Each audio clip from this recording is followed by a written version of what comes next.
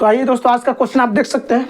आज क्वेश्चन क्या कर रहा है कि यदि दो समरूप त्रिभुजों के क्षेत्रफलों का अनुपात 49:81 है तो उनकी संगत भुजाओं का अनुपात क्या होगा। देखिए, इसके लिए फॉर्मूला है, आपको याद कर लेना है। क्या लिखना है? पहला त्रिभुज का क्षेत्रफल बटा दूसरा त्रिभुज का क्षेत्रफल बराबर क्या होता है कि उनकी संगत भुजाओं के वर्ग का अनुपात के बराबर होता है। ठीक है ना। ये आपको 6 नंबर चैप्टर में साबित करना होता है इसी चीज़ को कि दो अगर समरूप त्रिभुज हैं तो उनकी संगत भुजा का, उनकी क्षेत्रफल जो होता है, उनकी संगत भुजाओं का अनुपात का वर्ग होता है, उसमें सिद्ध करना होता है।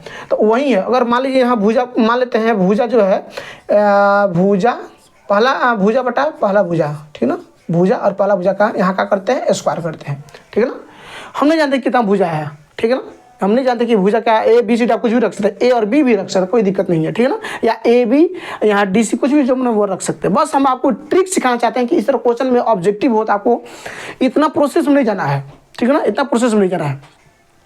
अब समझिए, पहला त्रिभुज का क्षेत्रफल बटा दूसरा त्रिभुज का क्षेत्रफल कहता है पहला त्रिभुज का भुजा और दूसरे त्रिभुज की भुजा का यहाँ वर्ग होता है। अनुपात का क्या होता है? अनुपात का वर्ग होता है। ठीक है ना।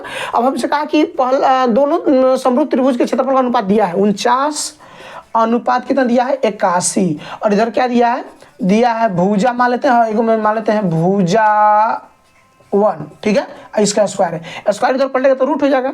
तो यहाँ हो जाएगा रूट अंडर आपका 49 बटा कितना 81, और बराबर इधर आपका क्या हो जाएगा भुजा बटा मान लेते हैं क्या है भुजा 1 है। ठीक है। अब इसका जब रेशियो हम लोग तोड़ेंगे तो क्या वर्गमूल से जब निकालेंगे इसका रेशियो में तो क्या निकलेगा, 49 का वर्गमूल क्या होगा 7 होगा, और 81 कितना होगा तो 81 का 9 होगा। इधर आपका क्या हो गया भुजा बटा भुजा पहला, यानी पहला भुजा। ठीक है। अभी दोनों का अनुपात करेंगे तो क्या होगा 7 अनुपात कितना 9, इधर जगह भुजा अनुपात भुजा 1। ठीक है। यानी ऑप्शन इसमें क्या आंसर आपका बी हो जाएगा 7:9। अब देखिए, इतना आपको करने की कोई जरूरत नहीं है। जब भी अगर कह देवे यहाँ आपके क्वेश्चन में कि दो समरूप त्रिभुज है, बहुत अच्छी बात है, ये समझिएगा दो समरूप त्रिभुज है और उनकी अगर क्षेत्रफल दिया है और आपसे जब भी भुजा पूछे या उनकी ऊंचाई पूछे तो कुछ नहीं करना है, बस रूट के अंडर उठाना है और घूंघट लगा देना है।